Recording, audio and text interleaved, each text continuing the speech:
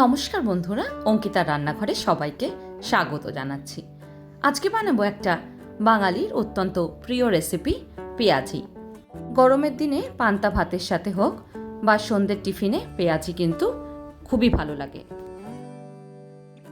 পেঁয়াজি বানানোর জন্য প্রথমেই আমি নিয়ে নিচ্ছি পেঁয়াজটার মধ্যে এবার দিয়ে দেব কুচিয়ে নেওয়া কাঁচা লঙ্কা, তার সঙ্গে নুন আর অল্প একটু পরিমাণে চিনি, যাতে টেস্টটা ব্যালেন্স হয়। এবার এই সমস্ত কিছু খুব ভালো করে হাতের সাহায্যে মাখিয়ে নেব। আমি যে প্রসেসে আজকে পেঁয়াজিটা বানানো দেখাবো, এই রকম করে যদি আপনারা বানান, পেঁয়াজিটা দেখবেন খুবই ক্রাঞ্চি হয়। 10 মিনিটের মতন পেঁয়াজটাকে আমি রেখে দিয়েছিলাম মাখিয়ে। এবার দেখুন আস্তে আস্তে করে এর থেকে জল ছাড়তে শুরু করে দিয়েছে। এই জলটা দিয়েই আমি বাকি পেঁয়াজিটা বানিয়ে নেব। এই জলটা কিন্তু ফেলে দেওয়ার প্রয়োজন নেই। এর মধ্যে এবার দিয়ে দিচ্ছি আমি বেসন। প্রথমে অল্প পরিমাণ বেসন ব্যবহার করতে হবে। 3 চামচ বেসন আমি দিয়ে দিলাম। এখানে আমি নিয়ে নিয়েছিলাম 8টা মতন মিডিয়াম সাইজের পেঁয়াজ। এবার খুব ভালো করে সমস্ত কিছু মাখিয়ে নেব।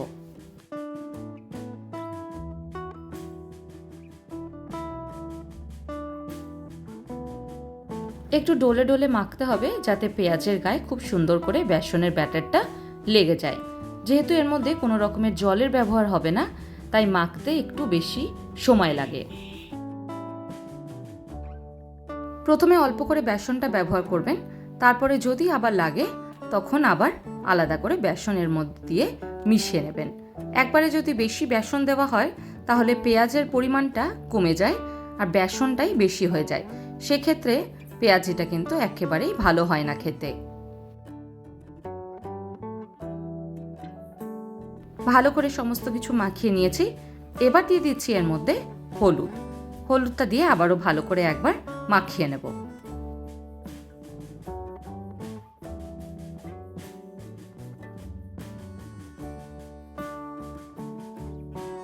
খুব ভালো করে ডোলে ডোলে পেঁয়াজটা বেসনের সাথে মেশাতে হবে, যাতে পেঁয়াজের মধ্যে যেই রসটা থাকে সেটা বেরিয়ে বেসনের সাথে মিশে যায়।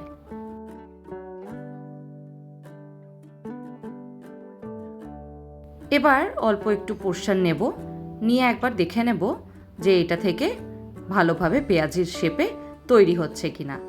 দেখুন আস্তে আস্তে করে একটা শেপ তৈরি হয়ে যাচ্ছে, তার মানে একদম ভালোভাবে ব্যাটারটা ভালোভাবে পেঁয়াজের সাথে মিশে গেছে। এবার অল্প পোর্শন নেব, তারপরে একটা পেঁয়াজের শেপ দিয়ে নেব। এই সময় খুব বেশি দাবাবেন না, হালকা করে পেঁয়াজটাকে এইভাবে চিপে নেবেন, যাতে মোটামুটি একটা শেপ চলে আসে। খুব বেশি যদি দাবিয়ে দেওয়া হয় তাহলে পেঁয়াজিটা খেতে খুব বেশি ক্রাঞ্চি হবে না। এইভাবে হালকা করে দাবিয়ে নিলে পেঁয়াজির শেপটা চলে আসবে। অন্যদিকে আমি একটা কড়াইতে বেশ কিছুটা তেল গরম করে নিয়েছি। পেঁয়াজিটা আমি সর্ষের তেলেই ভাজবো। পেঁয়াজের শেপটা আমি দিয়ে নিয়েছি। এবার এইটাকে দিয়ে দেব গরম তেলের মধ্যে। তেলটাকে মিডিয়াম টু হাইতে করে রাখবেন, তাহলে বড়াটা বেশ সুন্দর ভাজা হয়।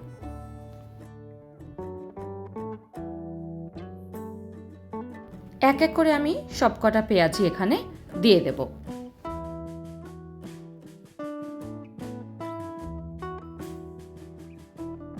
গ্যাসের ফ্লেমটাকে এই সময় মিডিয়ামে করে রাখবো, খুব বেশি লো করব না, আবার খুব বেশি হাই ফ্লেমও না।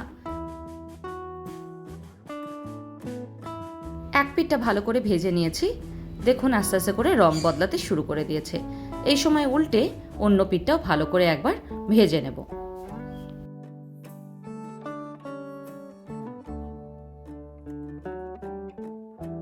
মোটামুটি উল্টে পাল্টে 2-3 বার এইভাবে ভেজে নিতে হবে, যতক্ষণ না বেশ লাল লাল রং হতে শুরু করছে।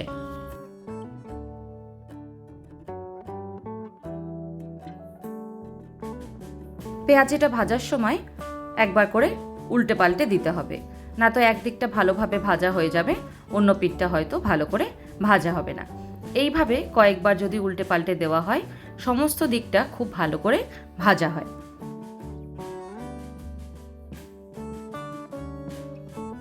দেখুন আস্তে আস্তে করে রং বদলাতে শুরু করে দিয়েছে। পেঁয়াজিগুলো যখন এইভাবে লাল লাল হতে শুরু করবে তখন এটাকে তুলে অন্য একটা পাত্রে নিয়ে নেব। আর বাকি যেই ব্যাটারটা আছে সেটা দিয়েও পেঁয়াজির শেপ দিয়ে এইভাবেই ভেজে নেব। সন্ধেবেলায় মুড়ির সাথে বা দুপুরবেলায় গরমে ডাল আর পেঁয়াজি খেতে কিন্তু খুবই ভালো লাগে। আজকের মতন এইটুকুই, আবার দেখা হবে অন্য কোনো দিন অন্য কোনো রেসিপি নিয়ে। ততক্ষণের জন্য ভালো থাকবেন, সুস্থ থাকবেন। ধন্যবাদ।